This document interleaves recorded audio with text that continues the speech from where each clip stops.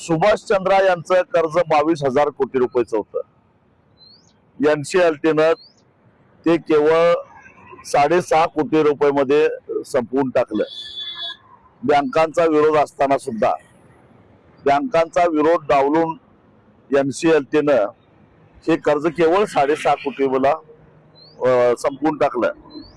गेल्या 5 वर्षामध्ये या NCLT-नं 9 लाख कोटी रुपयाची कर्ज केवळ 43,000 कोटीमध्ये संपवून टाकलेले आहेत.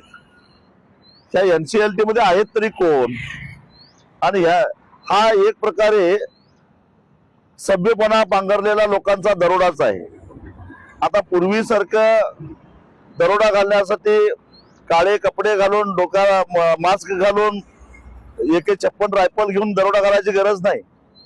तुम्ही NCLT-च्या माणसाला सामील करून घ्या, त्याला लाच द्या आणि भरमसाठ कर्ज काढलेली बुडवून टाका, आपोआप दरोडा होतो.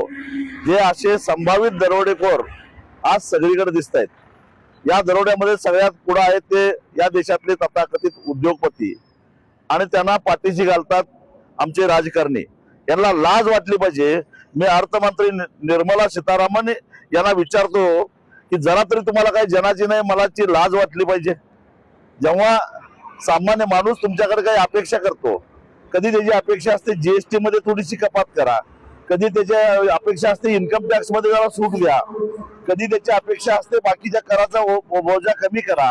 त्यावेळी तुम्ही निर्लज्जपणे म्हणता की देश चालवायचा कसा.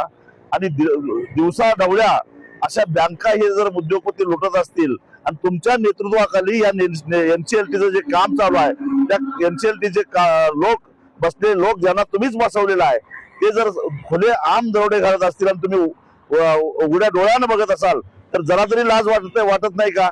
खरं तर या विरोधामध्ये न्यायालयामध्ये दाद मागता येईल का याच्या संदर्भात आमचा आता विचार चालू आहे. खरं तर न्यायालयाबद्दल तरी काय बोलावं, पण एक शेवटचा प्रयत्न म्हणून बघायला काय हरकत नाही. मला एक प्रश्न महाराष्ट्राच्या मुख्यमंत्र्यांना सुद्धा विचारावासा वाटतो. तुम्ही ऊस तोडणी करणाऱ्या मजुरांनी तरी TDS भरला म्हणून त्याला कर्जमाफीतनं तुम्ही कानाला हात धरून बाजूला काढलं कर्जमाफीतून. आणि इथं बघा, हा सुभाष चंद्रा 22,000 कोटीचं कर्ज 6.5 कोटीमध्ये मिटवायला लागलेला आहे. आणि ऊस तोडणी मजुराचा दोष काय, ऊसाची वाहतूक करणाऱ्या वाहतूकदाराचा दोष काय, तर त्यानं TDS भरला आणि